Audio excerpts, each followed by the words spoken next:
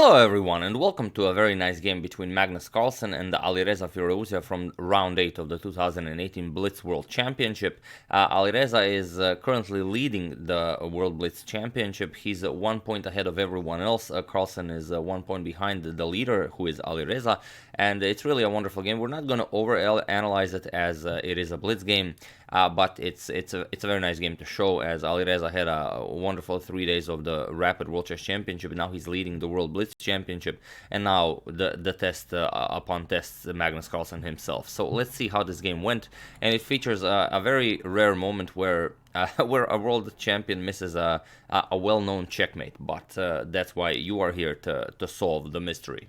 So let's check it out. C4 by Carlsen, the English opening. We have G6, G3, bishop to G7, bishop to G2, and knight to F6, preparing the castle. Knight to C3, Firouzja castles. We have knight to F3, and now D6.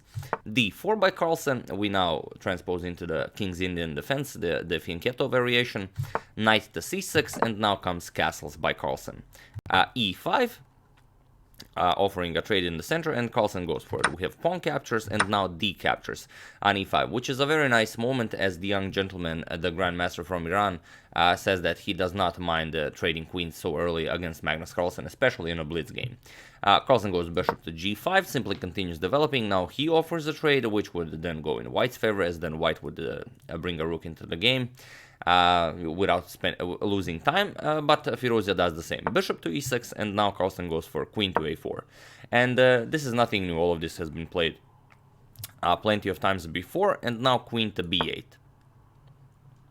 We have bishop captures on B6 by Carlsen, on F6, bishop captures on F6, and now knight to D2. Again, a well-known plan that was used either to bring this knight over to D5 to take hold of the D5 square, or to transpose this knight to B3 to C5, and then, as the bishop is already x-raying that B7 pawn, to make that a target.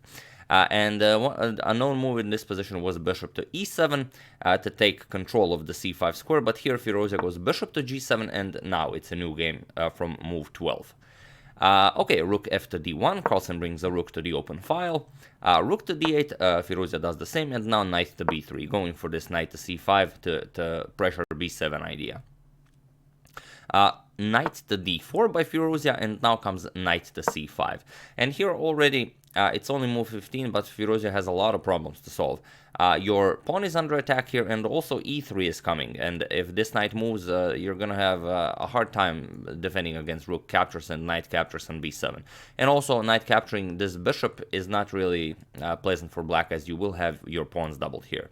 So first c6, not allowing white to capture on b7, and now comes e3. Forcing the knight back. And now, if you play knight to f5, simply go back with the knight. Then comes knight captures, pawn captures, and after c5, you can go knight e4, knight d6. The tension in the center via the d file will always favor white, and with this rook undeveloped on a8, as Peter Leko said, it would be a positionally lost game for white, and against Magnus Carlsen, it would be a lost game however you play it. So okay, after e3, Firouzja decides to give up some material. As it is a blitz game, he's a very young player, you know, always crushing that puzzle rush. So bishop to g4, attacking the rook on d1. Carlsen immediately snatches the knight. E captures on d4, we have pawn captures on d4, attacking the knight. Knight 3 to e4, and now bishop captures on d1. Rook captures on d1, and now you can see that Carlsen has 2 knights for the rook. But until this a8 rook gets into the game, it's really just a huge positional and material advantage for Carlsen. Queen to c7, developing the queen, also trying to bring the other rook into the game, and now comes queen to b3, attacking the b7 pawn. b6, defending, and now comes knight to d3, as the knight is attacked here. Rook 8 to b8, and now comes c5, and c5 is really such a nice move, creating an outpost for this knight on d6, and if black captures, which was played in the game by Firouzja, then comes queen to c4. Now the double c pawns are excellent targets. We have queen to a5, and now knight e captures on c5. And okay, bishop to f8 with a double attack against this knight, but now b4. Protecting the knight also comes with an attack on the queen.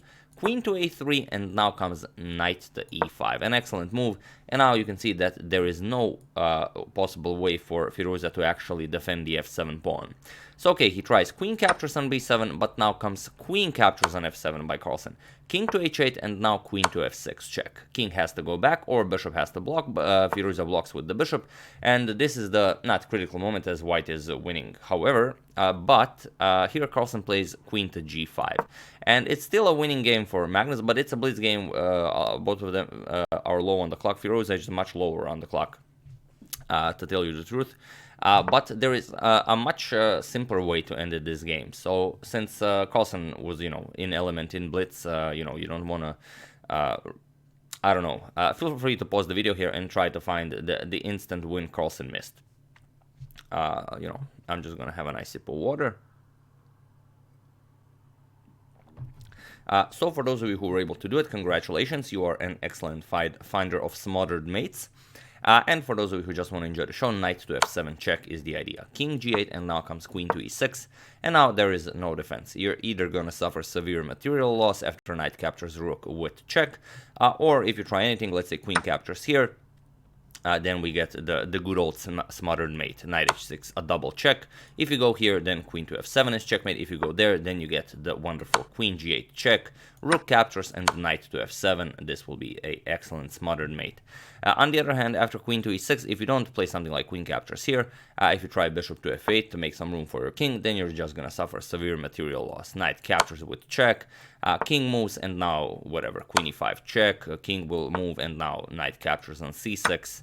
Everything is just, bishop to d5, a huge threat. There's no way to parry it.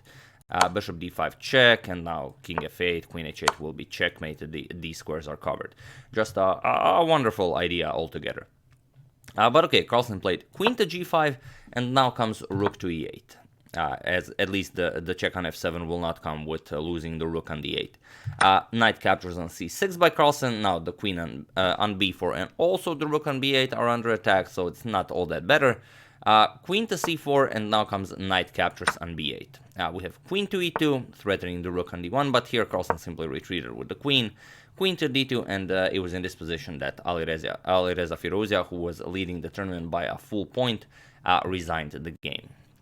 He resigned due to severe material disadvantage, and there is no point in continuing, plus Carlsen was much better on the clock. But yeah, a very interesting moment, this queen to g5 opposed to knight f7 check, and okay, most likely if Carlsen didn't find any other way to continue, he would have played knight f7, but still it's just very interesting, as the official commentators Peter Leko and Miroshnichenko Evgeny were extremely surprised. It was like a whoa moment that Carlsen did not play this. But yeah, such is blitz, anything can happen. So that's the game. I do hope you enjoyed it. As usual, you can check 2 of my previous videos here. Thank you all for watching, and I will see you soon, as I'm now going to continue enjoying the World Blitz Championship. Thank you all, and I will see you soon.